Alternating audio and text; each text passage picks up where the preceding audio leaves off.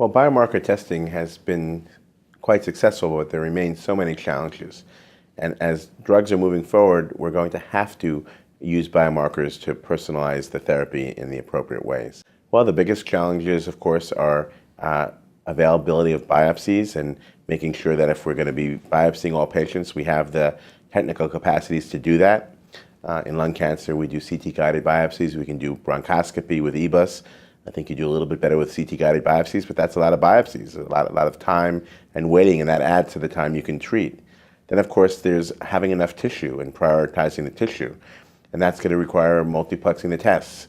We need an X-gene platform that gets as many tests as possible, but it's not all going to be a DNA sequencing test. There are other things that need to be done, as we've talked about, and proteins and immunochemistry and other things that are going to require adequacy of tissue. I think techniques will evolve to be a little bit better there. Liquid biopsies can certainly help with that, so that's going to be important. Then there's going to be the time. These things have to be done in a reasonable time.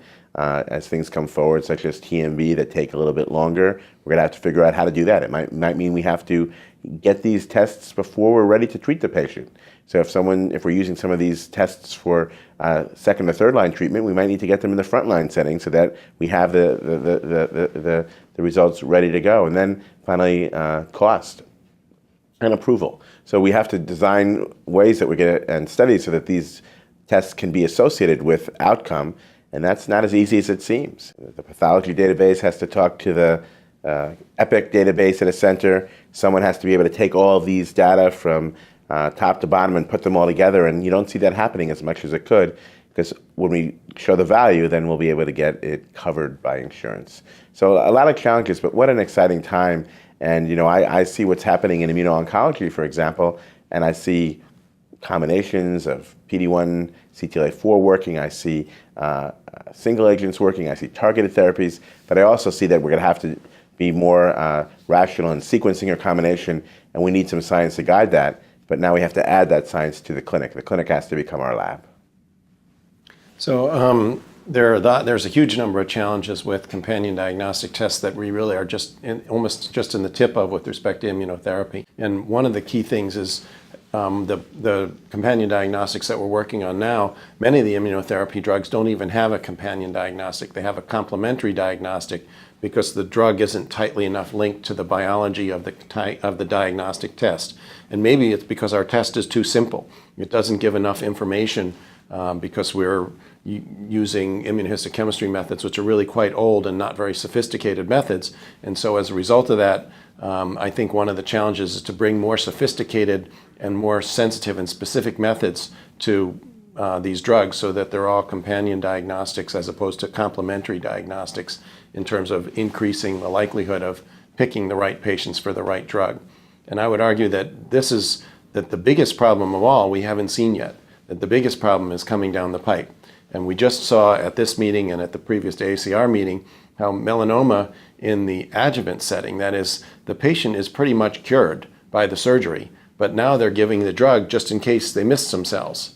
And that adjuvant setting is where you really need a companion diagnostic test. If you look at the data from the melanoma presentation by Edermont and his group, we found that it's actually only 1 in 5 patients that benefits from the adjuvant setting, or the drug in the adjuvant setting. That is, if you look at the patients who just got placebo, 50% of them do just fine.